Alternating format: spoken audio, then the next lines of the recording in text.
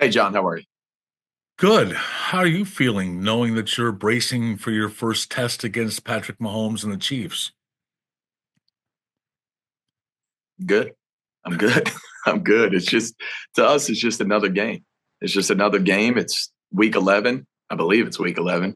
Can't even keep track of them, but it's the next game, which is the most important game. How much do you go? What makes it difficult, though? I mean, every offense is different. What makes it challenging to go up against a Mahomes run and Andy Reid coached offense? I think Coach Reid does a tremendous job as a play caller and really getting, you know, understanding how you're attacking them and then adjusting within a game and to what you're doing to them. And um, obviously Mahomes he's Patrick Mahomes. He's one of the greatest quarterbacks to ever play the game. Um, but it's a challenge every time we play him. It's a challenge, and you know, obviously there's a reason that it's a challenge. And with those two specifically, the tight end, and Travis Kelsey that's been there forever. Them right now, they're a plug and play offense. They're down guys as well as everybody else in the league, and they're still doing a great job. So it's always a challenge playing them. Obviously I'm in a little different seat here now, so I got a pretty good mentor upstairs who can help me with this one. Right, and I'm sure you're going to lean on Sean as well. But how far do your notes go back when it comes to these guys? And having been in an assistant position, how far do your notes go back in that sense in playing those guys, and how much do you reflect back on those? Yeah, I think they've done a pretty good job mixing it up on us. Each approach is a little bit different. But yeah, you want to pay attention to what your guys are comfortable with first and foremost with us as a defense, and then how they've attacked us in the past and what they've had success with. Lastly, for me, and I'm sorry, but I know Coach McDermott announced that Matt Milano is going to be cleared for practice. He's not going to play this weekend, but what does that signify? How encouraging is that to know you might be getting Matt Milano back, after the bye week at some point? Yeah, I mean it's a day by day thing for him. He's been totally engaged in the team and what we're doing, and Matt's done a lot of great things for this organization. Obviously, I have a pretty close relationship with him, having coached him for 2 years, and what I'm just excited he gets an opportunity to get back on the field. You know what I mean? Like it's been a long time coming, and you think all the way back to London last year and how bad you felt for him, and then what happened in training camp this year in that extended period of time. So I'm excited that he gets a chance to throw that helmet back on, lace him up with his guys, and do what he loves to do. Thanks, Bobby. You got it. Hey, Bobby, wanted to ask a similar question on Matt Milano. Just what does it mean for you personally that you have that relationship with him and you're getting to see him take a big step like this? That, and I've talked about this before, but that's, you get to the personal side of this with guys and you see the grind that they go through, and like the rehab, the dauntless hours he spent in the training room, rehabbing his body in the weight room, all those type of things. And those are the things that a lot of people don't see. You're just waiting for the time that, a guy like Matt comes back to play for the Bills, and really proud of him and his attitude and the way he's attacked it, and those type of things. Really proud of him. And I'm just happy he gets a chance to get back out on the grass. And then on a totally different note, Jamarcus Ingram has had just a really interesting journey to get to where he is. Is there a part of that that most impresses you of everything he's overcome? Yeah, I mean, it's everything. I mean, everything that Jamarcus has overcome from, I think he went to 3 schools, was a walk-on. I think he started college as a walk-on, and now where he's at, I think, was it this week he went out as a captain? Yes. Yep. Yeah. Yeah. He went out as a captain this week. You lose track of all that. There's, so many weeks, but, how cool is that? For a guy that went as a walk-on, went to 3 different colleges, went to UB, went to our, I think it was the local pro day tryout, and Look at where he's at now. I mean, for all the people, all the kids out there, anybody that might be dealing with a little adversity or maybe a rockier path to get to something, all those are signs that good things happen if you do it the right way. And, just really proud of him. He comes in here very consistent, smile on his face every day, works his tail off, wants to be good. It's what's good in this world. It's what's good in this life. Awesome. Thank you so much, Bobby. You got it. Coach Babich, Mookie Hawkins, 1-4 Sports 1080. Great win yesterday. Thanks, Mookie. I appreciate it. Just got to talk about what impressed you the most, yesterday, the way your defense went out and played, and how consistent can it be going into this week? I think you use a great word there, consistency, and I use it all the time. After the Miami game, we knew we didn't play the way that we normally play and really who we are. And I think it's a credit to those guys, man. They continue to just go out and, when maybe there's a question here or a question there about them, they go out and prove who they really are. I don't think a lot of people understand the team that we played were 3-1 at home. Mm-hmm. And they had lost every game they had lost was by one score or less. So that's a good football team. This is the NFL. And they went out, we challenged them, at the beginning of the week with a couple things and they answered the bell. So kudos to our guys, man. They're, they answer the bell. Absolutely, Coach. And dealing with this Kansas City Chief team, they are very creative when it comes to alignment. So how important will eye discipline be, versus this Kansas City offense? And not only them, every week, Mookie, because there is, this NFL that you're seeing now, rewind 10 years ago, you're not seeing the things that you saw back then. You know what I mean? Mm-hmm. So eye discipline is absolutely critical generally. If your eyes are in the right place and are seeing things the way they're supposed to be seen, you're in good shape. As soon as your eyes start going all over the place, that's when you tend to fail or you tend to have a not so good rep. And, eye discipline for us is a big thing. We talk about keys, I guess, more than anybody, but very, very, very important. And every week, but yes, definitely this week, Kansas City. How important is Veterans Day to you, Coach? It means a lot to me. I've had a lot of family members that have served in the military and, we get to do what we do because of the people that protect this country and what makes this country great. So it means a lot. Hats off to you, Coach. Good luck this week. Thanks, Mookie.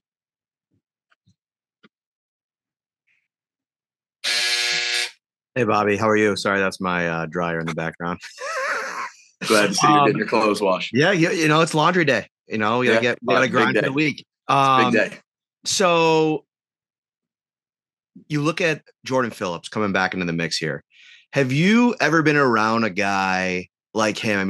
He has the week that he has, comes back, goes out there and plays. He's waving his arms, getting people hyped. He's screaming at Zaire Franklin on the sideline. He's posting on social media about it. The guy is a roller coaster ride of juice. Have you ever been around a guy like this? He's a very unique human. Ever since he first got here, I've been like, this is a unique guy, and that's not a bad thing. He's extremely intelligent. He's very calculated in what he does, but he does bring a lot of energy and juice in a positive way here. You look back, I think Jordan he ended up here because he got released by the Dolphins, maybe way back originally. Yep. Yeah, and what might not be right for other people might be right for us. And I think we've talked about that in our environment and I think our players have talked about it, of where guys can be themselves as long as it's the right version of themselves. And Sean and Brandon have been great about setting that culture and really identifying what positive traits that whoever can bring to this organization. And certainly Jordan's energy and juice, charisma, if you will, I believe does that for us. Then you look at this Kansas City Chiefs team this week and what they've done this season to get to 9-0 offensively. Patrick Mahomes, they've dealt with kind of like you guys have a bunch of pieces that they were counting on, missing a big chunk of time here this season. When you get them up on tape, and I know you just started preparing for them, what stands out about how they've still been able to kind of operate and win games, leaning on their defense, but their offense as well? What have you seen on tape? Yeah, I think Coach Reid just has a standard. I think it starts with Coach Reid with a standard there. They're obviously well-versed in what they do. I'd say similarly to us here defensively, we've been running the same, very similar, same scheme with tweaks here and there for the same amount of years. And there's a standard to the way we do things. And the guys know what that is, and they know what it's supposed to look like. And I believe that's the same thing there. Obviously, they have a great leader, conductor of the offense and the quarterback. And then they have their pieces that are still, mainstays in there. And I think the sign of a good team is when you can plug and play based off availability, and not miss a beat, and still be able to adapt a little bit. That's a sign of a good football team. And you mentioned one last one. Sorry, quickly. You mentioned your close relationship with Matt. As he's been kind of ramping up here, and this moment has been on the horizon of opening the practice window, letting him get back out there, what's it been like, just as a friend, just seeing him go through this? I'd say the same thing. Like, it's really hard. It was when what happened to him, I think it was in training camp. When what happened to him in training camp, as long ago as it was hard. It was hard. And not because guys get hurt. Like, that's what the NFL is. It's a league of attrition. It's a league of availability. And, it's part of the game. It's a violent physical game. And, but to see him have to go through that again is tough. It was tough because if you guys know Matt works harder than anybody. He's more, intentional. He's more engaged. He's more, about just being a reason why the Buffalo Bills win than anybody, or as much as anybody, I should say. And it's tough to see a guy go through what he went through, coming off the long rehab after last year. And then, what happened to him in training camp. It was tough. It was tough, but, quickly switch our mindset. That's part of what I do is to, hey, Matt, we're going to attack this thing and get you back sooner than later. So I'm glad we're where we're at. It'll be really fun to see 58 out there again and, see how he looks. Thanks, Bobby. Appreciate you. You got it. Hi, Bobby. How are you? I'm great. How are you? Good, thanks. So yesterday with Terrence's interception, he mentioned that it was a play that he had seen before. What he obviously peeled off what his assignment was, but what was his original one? Was he getting the crosser? That's not necessarily the truth. He might have just been playing his technique a little bit better. Okay. What was the Aaron did his job at a high level. I'll say on that play, he did his job at a high level. What was the chess match like with Flacco yesterday? Obviously, he's seen just about everything you can see, and it seemed like you guys were able to change the picture post snap a few times and got him. Yeah, with them, it was Shane Steichen does a really good job. Their offensive staff does a really good job, and they have some weapons. I know Pittman was out, but you talk about the Pierce kid, the rookie, the tight ends are good. It's a good tight end unit. And then obviously 28 is one of the best. So, there definitely was a chess match piece to it. But we knew how we wanted to present things to them. We had to find the right spots to present those things, and we still had to take care of 28 in the run game. So there was a lot that they do a really nice job on tape. They're very explosive. They were very explosive. So it was a task, and the guys did a great job of executing. When they crossed the 50, what changes for you as a play caller? Because I think a big part of your success was they were a little more successful on first down on their side of the 50 than they were on yours. Yeah, it just depends on the team you're playing. It just depends on the team you're playing and how they attack and how you want to attack what they do. Defense is reactionary. So you got to have a sense of what they want to do. And then you got to be able to combat that. And you have to, in the event, and nothing's 100% in this league. So you got to be sound, both burst the run and burst the pass, what type of run.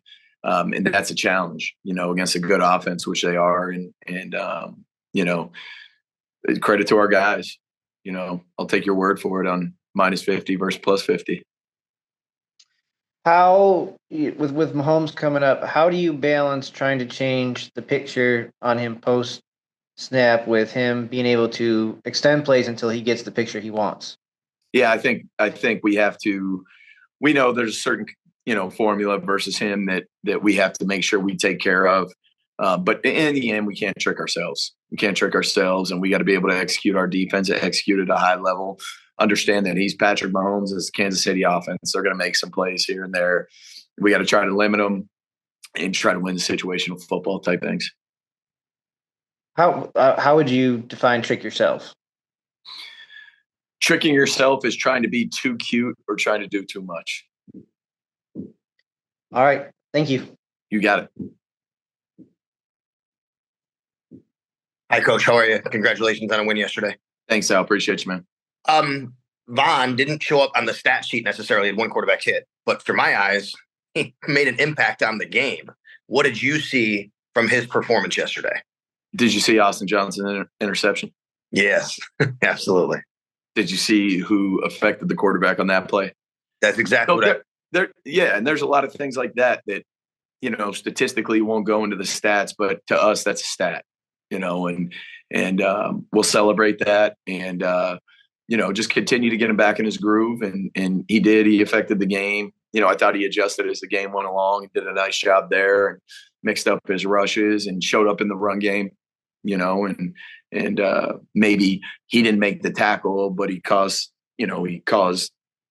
something to happen that somebody else made the tackle. So, he's just got to continue, getting back in the fold and he's got to continue to be the Von Miller that we need him to be. Last year, I think in the playoff game, they ran a lot of 3 tight ends against you guys. And they went bigger, they went heavier, and you guys have to adjust. And Taron's amazing at what he does, but he's a nickel corner. And how do you, as a defensive mind, have to work through that throughout the week? You never want to take Taron off the field. Of course not. He's great at what he does, but teams are going to try and play that game with you. Right. Very carefully. Yeah. Very carefully. We just got to do what's right for us, in that game. And we'll see where that takes us on Sunday. Real quick on Von again. You want to make sure that he's good throughout the season, but you want to limit his snaps maybe throughout a game. You want to do load management, I'd call it. But he also do a rhythm. So how do you balance that as a defensive coordinator in a position? I think that's there's a lot of discussion with what can help get him in a rhythm and those type of things. It's a challenge because you don't want to put too much on him. But at the same time, you want to be ready to go to affect the game. In an ideal world, you can just put him out there and he gets a sack every time, but that's not reality. So we just got to find that week to week, find out where he's at, find out how he's feeling, get them in the situations that we want to get Vaughn on the field. Mm-hmm.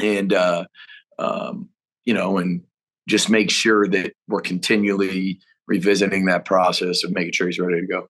Thanks a lot for your time today. You got it, son. Okay.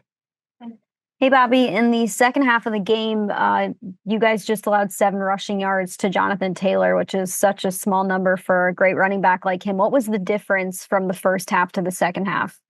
I think it goes back a little bit. To what we talked about in Miami. He had the 2 runs there. I believe in the first half it was like a 58, which I would like that call back a little bit. Yes, I would. But also, there's some things fundamentally that we can do better there to limit that. There's no way that should go for 58 yards. And then the 20-yarder, little bit of a gap integrity issue. So, just a little bit of what we went back to Miami, knocked that out.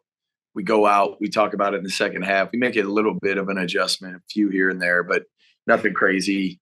And our guys, I think, really had a feel for kind of the way they were trying to attack us and those type of things. And, you know, he is a great back, and the Colts do a good job getting him, you know, involved in certain ways. And you know, I think it's good. Everything we do is a collaborative effort.